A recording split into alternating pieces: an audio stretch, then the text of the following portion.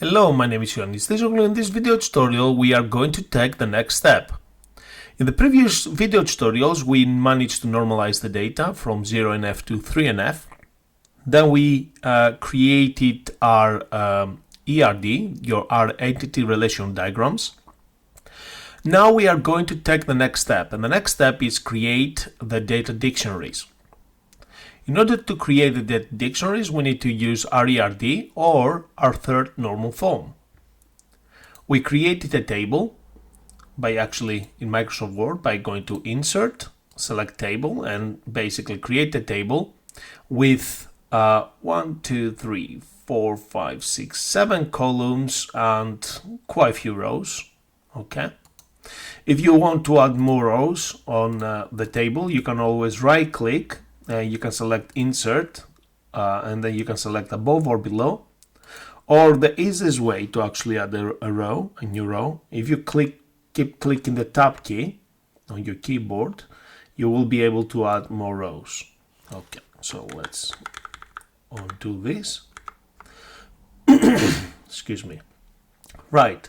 The next thing we need to do, by doing this, I've managed to create my table. I'm just going to double click on my table. You can always change the color to a color of your choice. So I've got my table patients. Okay. I've got my table gender. I've got my table appointments and gender. I've got my table staff. So all my tables are here. And I've got the labels here as well. I've got the attributes. So let's highlight this and make sure that we have the same background color. Is it that one? Nope.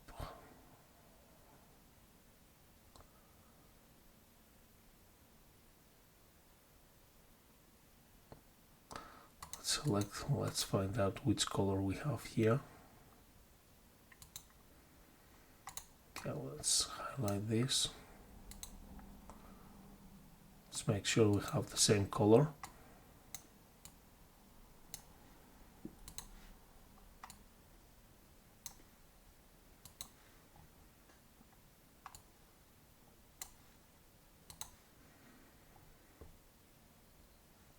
And let's make this the font color white. Oops. To keep consistency.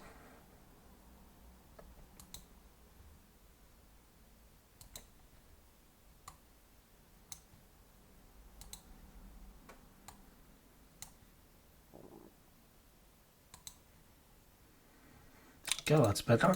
Okay, my first attribute on the patients table is ID. I'm just gonna copy and paste the next attribute, which is the first name. Let's capitalize. Let's use capital here. First name. The next attribute is surname. So I'm just gonna copy and paste that there and make sure I put capital S here. Let's reduce the size, so I'm quite happy with this font size here. I'm just gonna click the Format Painter brush and click and drag all these fields. Again, I'm gonna use the Format Point, click here, use the Format Painter brush and highlight these cells here. And I'm gonna do the same. Highlight these cells. So to keep consistency on the font size and the style. Okay. I've got the surname. Oops. The next attribute is the address. Let's put capital letter, let's keep the text only. Let's put capital A. The next attribute is DOB or date of birth. I can actually put here DOB, short for date of birth. And again, I can use the Format Painter brush. Oops. To change the font size to make sure that I've got the same font size here. Phone number, I could put here or there as well. Let's capitalize the first letter. Let's put a no, just keep it short so we have them in one line. Here I've got the foreign key.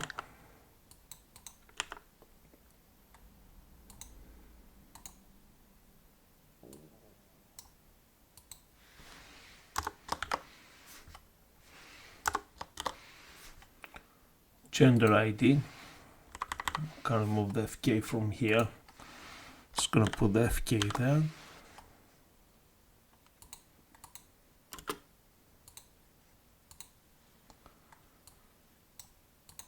Email address, we don't really need the word address there, so I'm just gonna leave it as email.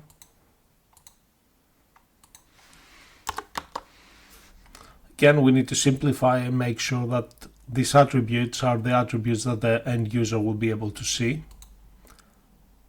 Medical history. Let's capitalize the first couple letters. Medical, the M for medical, H for history. Okay. By following the same process, I'm going to continue with the next table. The next table is staff. So I'll need the ID.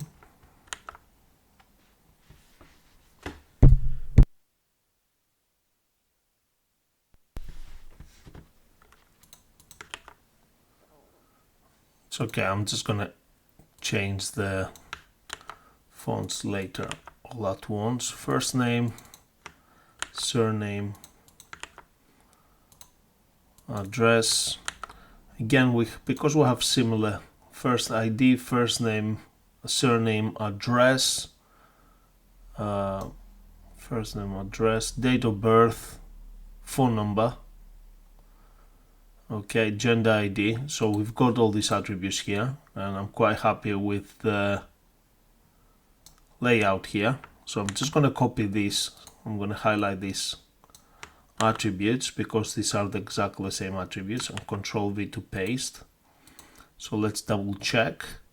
So we are on the staff table. So we have ID, first name, then we have surname, then we have address, then we have date of birth, then we have phone number, and then we have gender ID.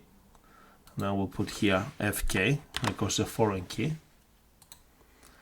Okay, we finished with this. The next one is the appointments. Could actually increase the size a little bit here. Okay. Let's click and drag to increase the size here as well.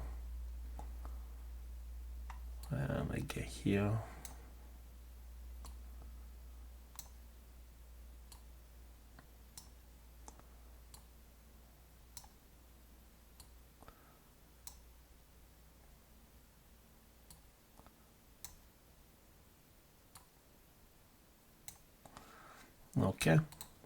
Okay, so TBL appointments.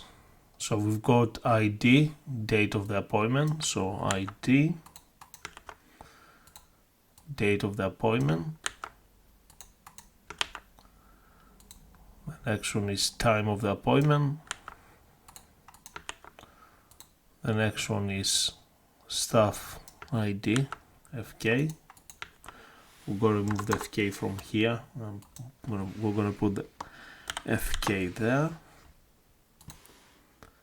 Reason for the appointment. GP comments. Patients, IDFK. I'm going to remove the FK. I'm going to put the FK here. And finally, attended. This will be true or false. Okay. Let's stick to our formatting. So I'm just going to place my mouse cursor anywhere or highlight the word that I'm happy with. I'm going to use the format painter brush. Then I'm going to click and drag make sure the format stays the same. I put space here. Let's put some capital letters to make it look better, more professional. Date of the appointment, capital T for time of the appointment. Let's put a capital A. Staff ID, let's put space here. Reason, capital R for the appointment, capital F, and capital A. GB comments, let's put capital C here. Patient ID attended, so it looks much better now. The final thing I've got here is the gender ID and the actual gender. So I'm just going to put here ID, and instead of the word gender, I'm just going to put name, because we're looking for the gender, the name of the gender, if it's male, female, other. Okay, so far so good. So I've added all my attributes in place. The next thing I need to do is identify what kind of data type I need to basically add on every attribute. So the foreign keys and the primary keys has to be numbers. The primary keys always is a good practice to set the primary keys as auto number. So I'm gonna copy this and make sure all my primary keys are set to auto number. So basically automatically an auto number will be assigned. Let's put this there. Okay, for the max length size, 9 will be just fine. So again, I'm going to put the number 9. So it's going to be 9 digits length, basically sort of 1 billion, which means that yeah, I'm not going to have records, so many records for this kind of database. And if I do, then by this moment the database will need to be upgraded, or we can always basically log on later on, at later date, and increase this value. Okay, so the first name is going to be a short text. And let's copy this. The surname will be short text, the address will be short text, the email address will be short text.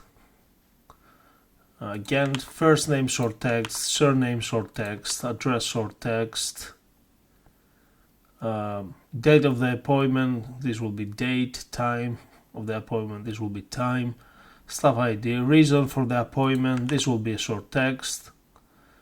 GB comments, this will be long text. So patient's ID, attended, this will be yes, no. Name here, the name of the gender will be short text as well. For the name for the gender, let's say maximum 55 characters. Let's go back from the beginning. So for the first name I would say 55 characters, for the surname 55 characters, for the address I will say 255 characters, for the email address I will say 255 characters, just in case people have a big lengthy email addresses. Again, first name 55 characters, surname 55 characters, address 255, but again you can actually modify this excuse me, to the number of your choice.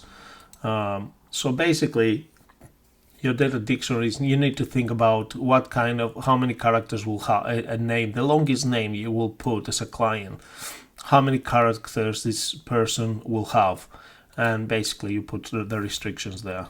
And again, you can always go back in the future if there's a complaint as a database developer and increase this the number anyway. So reason for the appointment, let's put here 255 characters. Okay, and that's it with the short text. Now for date of birth we need date and time. Okay, date, time. and we don't have to specify the max length here. In fact, the short text, the telephone number, mobile number, will be short text as well. We can put, let's put 15 characters. Usually telephone numbers are 11 characters, but just in case people want to put some brackets and the zero, the plus 44 or something like that, special characters and characters. So the plus symbol is classed as a special character. So some people put brackets and they put plus 44, and then they put the actual number. So this will class as a character. So that's the reason why we're not going to set up the phone number as a number, but we're going to set it up as a short text. We're going to set it up as a 15 characters. So a mobile number usually UK has 11 characters. So 11 characters, 12, 13, 14, 15, 16 actually. Okay, so if we put it like this, it's going to be 16 characters. Okay, we don't want any more than that. Let's put 17 just in case people want to put some spaces as well. Okay, I wouldn't suggest anyone to put any more than 20. So the number 20 should be the maximum number of characters you should have on a phone number. So here we can put the same here. Just going to put 17 for now. Have any more phone numbers here? No. Right, so here we have date and time for the date of birth. We also have another date of birth here, date and time. Date of the appointment. So here we can actually put date and time, and we can actually specify that we only want the date, or we can actually set it up to short text if you like, short text, and then for the time short text. So date for the appointment, we can set it up to let's say 20 characters, no more than that, and the time, let's say 10 characters, no more than that. But if you want, you can always put it as date and time. It's up to you. So you will put date and time. You can put date and time, and you can actually specify the actual time instead of the date on the settings. So you can actually display only the date, or you can display only the time. I'll leave it as short text for now. This will do for now. Now the foreign keys. Let's sort out the foreign keys. The foreign keys will be always a number because the primary key is auto number. And let's put maximum length of characters will be 9. I'm just gonna paste that there as well. So 9, and staff ID, this will be 9 as well, and patient's ID, this will be 9 characters as well. Okay, let's have a look. Medical history, this will be a long text. I do not want to put any restrictions there. They can put as many characters as possible as they can, because we're dealing with sensitive information, so we don't want to put any restrictions on this. So the first table is done here. The second table is done. The third table we have the comments. Now the comments will be again long text. Again, we don't want to put any limitations. And here attended, here will be yes, no. We can have a checkbox there. True or false, yes, no. So again, we don't have to specify the max length. Okay. So the next thing we need to do is basically apply a couple of validation rules. I've got, if you go to the Microsoft's website, you will be able to basically find the validation rules available to you, and you can always customize them.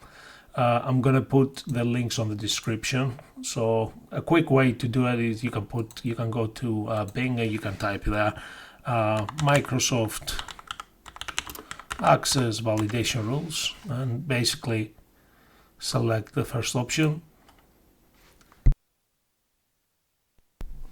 And if you scroll down, you will be able to actually see the validation rules here. Okay, what are validation rules? Validation rules basically enable us to make sure that the end user will put the correct information into the database without us being over their head all the time. We don't have the time to do that. For example, the validation rules for emails are here. Okay, so these emails, as you can see here, we can put .com or .net or .org. We can actually put some more because we live in UK. If we can actually go back to here, because we live in UK, let's keep the formatting. We can actually select here the last one, or, and we can paste it there, and then we can actually change that to .co.uk. Okay, so if somebody put a .com, an email address, which basically has characters and numbers, okay, plus the @ sign, plus characters and numbers, plus the .com, and or an extension with .net, or an extension with .org, or an extension with .co.uk, then will be accepted. If they try to put something else, we won't be able to allow them. So I'm gonna go through. In fact, I need to take this away from here. I need to put this into the email address. Okay, and there we have another email. Do we have any other else email address here? No, we don't have another email address here. So we okay with this.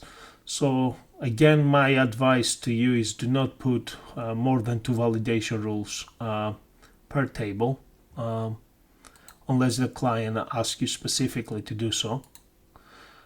So the date of birth, okay, so we want to make sure enter date before 2007.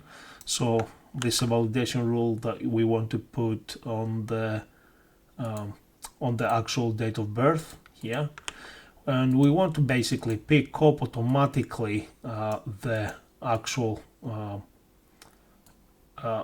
the date that is before the current date. So it's yeah, can you see here the date here? You can put that, but let's see, because you can specify it.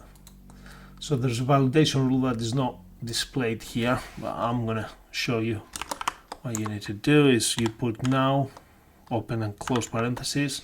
So this validation rule will make sure that the user will enter a date that is prior the current date. It's picking up that date from the computer. So I'm just gonna copy this validation rule and make sure that I'm gonna paste this validation rule here, and the date of the appointment, okay, yeah, we'll put as text, so it's okay, we don't have to put validation rule there. Okay, time of the appointment, comments, okay, the yes and no is by itself is a validation rule there. So if we go back to the website, let's see.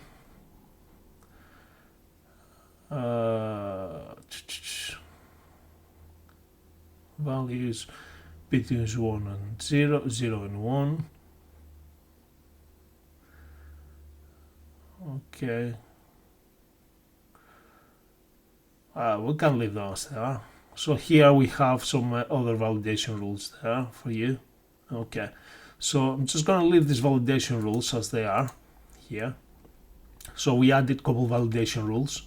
So we put restrictions on the email address, okay, and we can put some extra restrictions by actually using input masks, okay, to make sure the information we added is the end user adds is correct. For example, if somebody tried to put a text here, they won't be able to. So we can actually put a restriction here for the input mask. So input mask is only numbers allowed. So I've got here, yeah, that's the input masks restrictions. Again, you can actually go to Google and type or Bing, or your favorite search engine and type Microsoft Access input masks. So user must add a digit 0 to 9. Users can enter a digit. Okay, so if I put here 0, we specify that the user must add numbers there.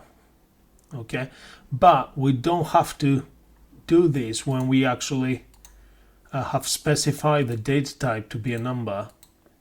Automatically the input mask is going to be, we don't have to actually put here, we don't have to actually put here 0, because the data type number is restricting the users to add text anyway. So let's remove that.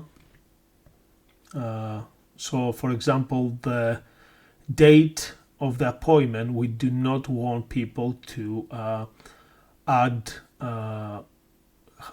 text here. So we want to specify the formatting of the date.